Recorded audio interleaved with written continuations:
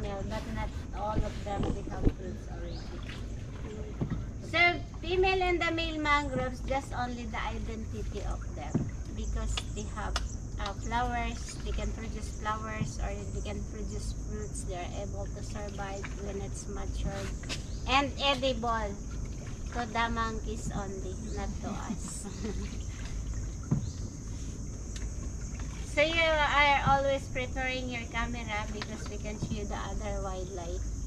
So that not all the time the wildlife are come out, but here we can show the snakes and monitor lizard. Hopefully the monkey also, because this morning we saw monkey here. I don't know if they are waiting to us or either they are going to the other part of the forest. Hopefully they come out.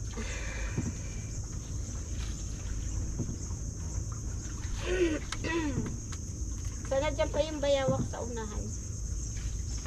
And the snake we saw here, the color is black and yellow. Good colours. God color, but it's venomous. Good colours. Yeah, just good colors. See, black and yellow. Yes, but the snake are striped. Yeah, good snakes. Yes, that's right. The name is Binturan in local. Common name, mangroves. And the snake here, it's only small. That's why no anaconda. Just only the apoconda. No, just kidding. Only small snakes we have here and no anaconda in the country. Just only in Indonesia. Ba yan? Umulan na naman. I have to transfer here. Prevention is better than cure.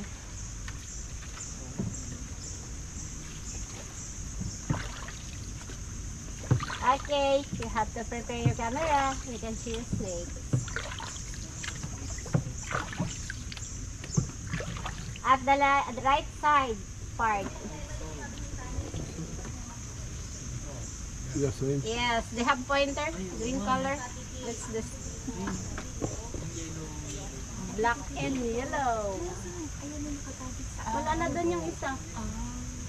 Ayun. Tumatalon yan. Hindi po, tulog po yan man. Tiger snake. Yeah. It's nocturnal. Sleeping today. They have another one at the other side. There. Yan po sa may iyon. Ayun. That is the snake today. Yeah.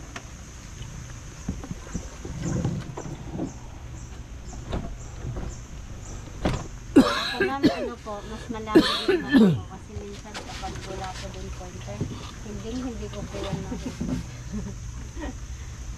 Taga saan po kayo ma'am?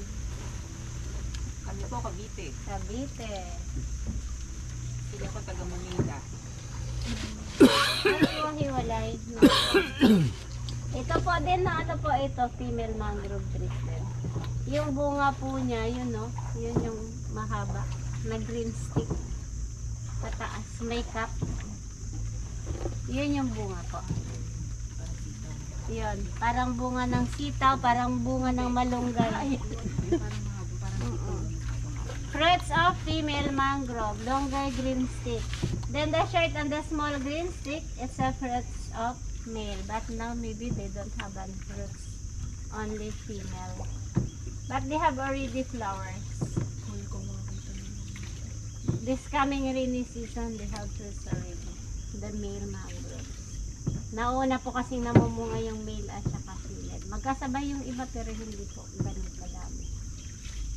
The width of our mangrove forest is around 47.55 hectares.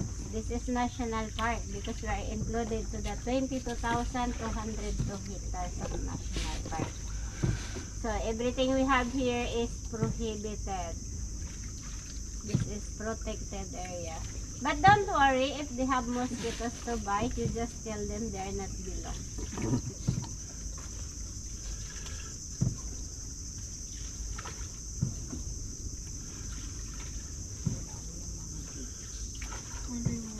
At the left side part, no mangroves. That's not the mangrove forest. That is the red forest.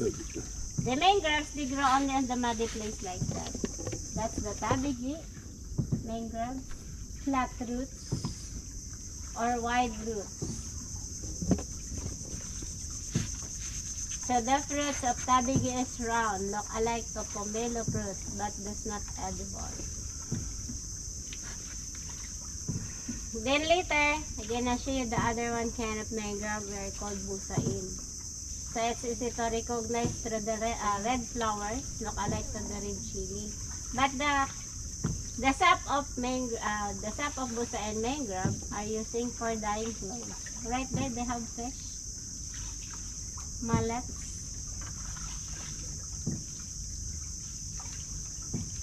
So the natural color of the sap of busain is chocolate brown. But if you can add chemical, you can make different colors. But here in this place is not allowed to harvest the bark of the busain mangrove because this is national park. Before March 26, 1971, the people are allowed to cut mangrove. But starting March 26, 1971, Ferdinand Marcos was proclaimed all of the swamp area and also the mangrove area are national park or protected area. That's why it's not allowed. Everywhere in our country, it's not allowed to cut mangroves. But for the people who will cut mangroves for their housing materials. At our left side, look at the big mangroves. That's the century-old mangrove we have here. The estimated average of mangrove is 100 up to 200 years. Isobirds, right there. Yan niya, oh. Stark-bill kingfisher. Yan, oh. Ito sa kabila ng malaking puno, yung sanga. Blue, orange. Ayun. Diba pag ano dito? Behind of you. Oh, yeah. Yeah, it's there. Oh, okay, good. Stark-bill kingfisher. Kingfisher.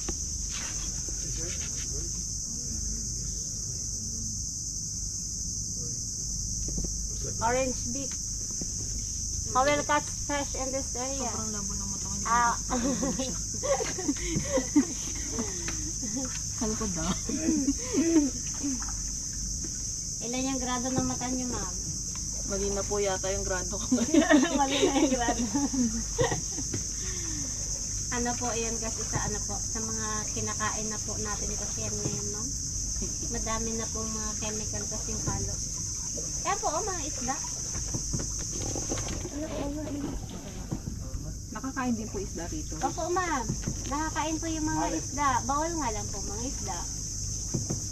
Pag nakalabas na po sila ng dagat, pwede na po natin silang kabili. Pero kapag dito pa po, bawal pa po. So that's why many fish in this area, in this river, because this is the main breeding ground of fish. Sanctuary of fish. So third kind of fish from the ocean, they go here to lay the egg. Then after laying the egg, they can go out, they can go back to the ocean. Yan po, marami. Ano isda? Sa susunod, dadalhan ko ito na sigpaw. Sabay andyan na yung pulis.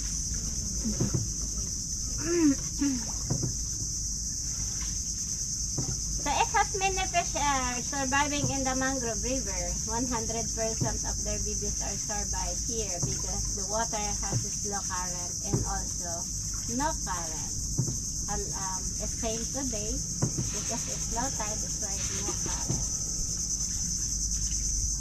In the ocean, the other fish, they can lay their egg also. But only 40 to 50% of their babies are survived because in the ocean, sometimes it has a big waves and also they have strong current. When it's hiding into the big rock po, they have also big fish who will eat their babies. That's why it's not safe. Unlike in the mangrove river, it's more safe. And 1 hectare of healthy mangroves po, they can produce 1.08 tons of fish in 1 year. Yes, monitor lizard, right there. Tandaan nyo lang po yung pointer ni Romeo. Madali nyo na po yung makita. Yun po, yung may kulay green ma'am na tumatama. Ayun yung monitor lizard, pero yung pointer na kulitin kasi ayun. Kita mo yung nakita niyo. Pag wala po kasing pointer ma'am, di ko rin talaga po yan makita. You see. You're in the way, babe. Hindi mo nakita. He will use pointer. Makabili nga din ng pointer. Kaya lang, kung hindi ko rin makita, paano ko i-point? Yun ang problema. So the mangrove area, that's not only the breeding ground of fish, it's also shelter of the other marine life. Kaya meron po tayong mga ano po dito. Big and small oysters. They have also mud clams, mga timbia. They have mud lobster, mud crabs, alimango. They're friend crabs. That's why many monitor lizard here because they eat crabs. They are catching crabs. They have also prawns in this river or stream. And they have tamilok. Sino pong kumain ng tamilok? Wala po. Sa tamilok po, they are found in the mangrove area because it's living inside the dead wood of the mangrove. Later, I will show you the holes of tamilok. No more tamilok, but only empty holes of tamilok. That's good.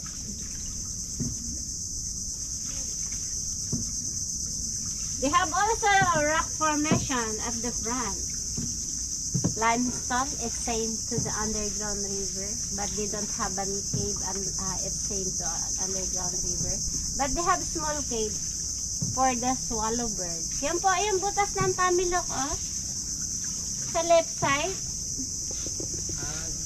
Yung log, big log, they have holes. Ayoko na tingin. That's the empty house of tamilok. The edible woodworm. That is our delicacy here in Palawan. Tami! Look! Dati po kasi walang pangalan siya. Kaya lang, dahil kay Tami, nagkaroon ng pangalan. According to trivia po, so they have two soldiers. Nag-back out po or nag-awol sa ano po nila, sa kanilang company. Dahil ayaw na siguro po nila ng gera. Napagod na. They are going to mangrove area po. Maybe they are looking their food. Then while walking po, the other one, he can step on the trunk maybe or roots, dead roots or dead chunk of mangroves. So syempre nabali, they get broken. So the tamilok po are come out inside their holes. Then the other soldiers, he called to Tami. Tami, look. That's why the tamilok they have name. So nalaman lang po yun ng mga tribe people kasi nga yun talagang mga tribe natin dati is not the civilized. They are going to hide if they can see the other people. Maybe they shy or they don't know how to talk. So kaya nalaman po na ang pangalan nun ay tamilok kasi